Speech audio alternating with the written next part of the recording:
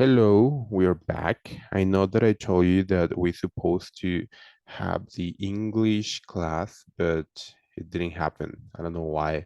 I think that maybe next model of the class. So yes, today we're gonna be having, I'm sorry for my voice. I have been a little bit sick during this weekend, but the topic is going to be the English literature. In this case, we are gonna be, well, the objective on this English class is going to be for you to be enabled to become fluent and confident readers of a variety of literary forms, and of course, become or develop greater self-awareness when you are writing. And you are going to be actually writing a lot because this is what is about the literature English. It's not going to be writing just simple thing sentences or stuff like that, but we're going to be trying to go beyond that. Okay. So, of course, for the activities that we are going to be focusing on are going to be poetry. We are going to be focusing on drama and prose fiction. So, yes, basically, the activities that we are going to be doing are going to be developing into these three main activities. But for starting for this, I'm gonna be well, let's start with the Chaucer, sorry, who is the father of English literature. We're gonna see some concepts, and then I'm gonna be telling you what are going to be the activities that we are going to be performing. So for starting right here, of course, we just need to understand that Geoffrey Chaucer was outstanding even before William Shakespeare. Of course, William Shakespeare, as you can remember, is one of the most important and influential characters all over the world, and of course, the English literature. So he was born in the middle class, in a middle class family, and he was said to be fluent in French, Latin, and Italian. So the combination of these three Romance languages, of course, makes you to become even greater when you're writing. The vocabulary that you have, the opportunity that you have. I don't know if you have, if you speak any other language. Do you? For example, I remember that when it was the COVID time, I was trying to learn Russian. Of course, it's not a Romance language, and it has nothing to do with the English or with the Spanish or with the key concepts that I have from any other languages. But when you actually have this ability inside of your brain that you can be able to understand another language, or maybe your mouth and your tongue, it's a little bit more educated to speak other languages. Your brains even becomes bigger, and you have the capacity to learn new languages. You have the capacity to understand how to pronunciate some words. So it's really important for this English class to have a concept at least from different languages. Okay, so continuing with this, with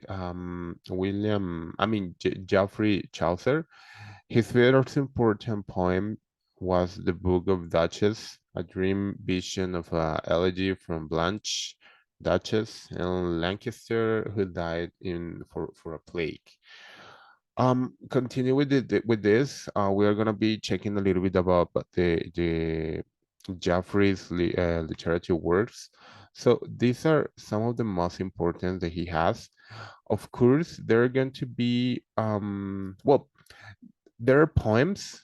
I don't want to make a lot of emphasis on each of them because I remember, sorry, told you that I'm sick. I remember that I just read one of this and I can't remember which one. I think it was Truth. I can't remember, but I read it a long time ago. Anyway, um, right here we have a difference. Okay, we have poems and we have prose. I want you to understand what is going to be the difference between a poem and a prose, because we're going to be doing some activities related with this. Um, okay, so basically these are some of the ones that we are gonna be checking. And there is going to be an activity related with this where you are going to be reading. Of course, you're going to be using your language and everything is going to be fine. And well, after that, there was the Elizabeth period.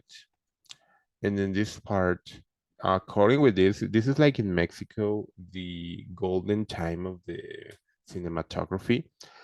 This was the most important time for literature English.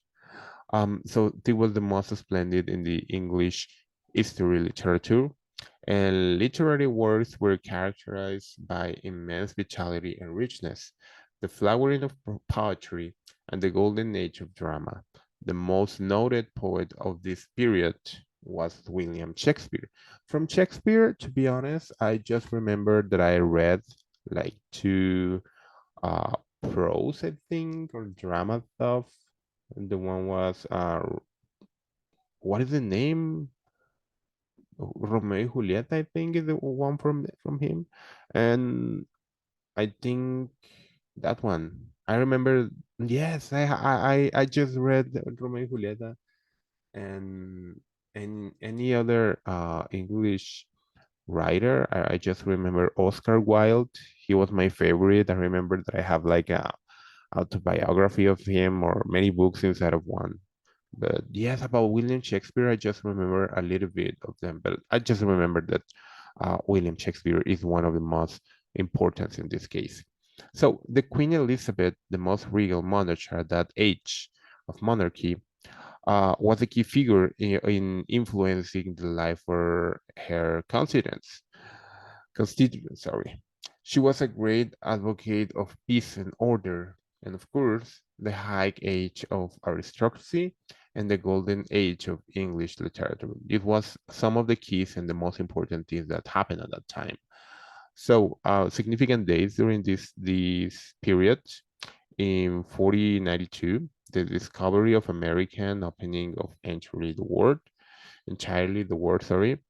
In 1534, the Act of Supremacy, the sundering of the English Church from Rome, and in 1558, sorry, the accession of Elizabeth I, the beginning of an age of comparative toleration. Okay, so I'm gonna stop right here. There is going to be an activity related with reading. I'm gonna be making a little bit of focus on this, and of course there are going to be some readings. But another activity that we are going to be doing just to be more into the things that are happening right here. Um, First, right here, I just have what is the difference between a prose and poetry and verse. Of course, all of them have different characteristics. So let's start with prose. Prose is not that complicated as the poetry or verse may be, because this is tight grammar. That means that you don't have to make a lot of emphasis on looking for words that sound similar to the other at the end of the sentence.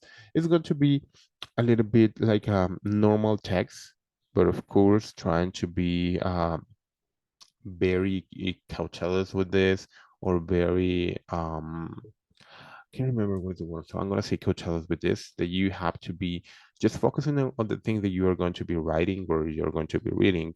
And of course the context of the language is not going to be very hard for your tongue if you're not used to read poetry and stuff like that. But on the other hand, we have poetry in verse. So um the characteristics of these two are going to be that prose is written in sentences and paragraphs, but on the other hand, poetry and verse is written in lines and stanzas. So what are some characteristics that we have right here? Is that of course we just separate the text. So it's like a song. You have the first part of the song, and then you have I can't remember what is the language of. music, but before the chorus there is going to be like a small part of the song that make the entrance to the main chorus. So it's kind of similar to this one.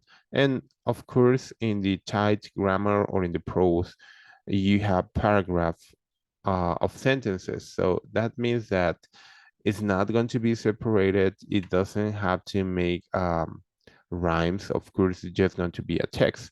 And some of other characteristics about the poetry and verse is going to be that they rhyme, they lack grammar, and the rhythm.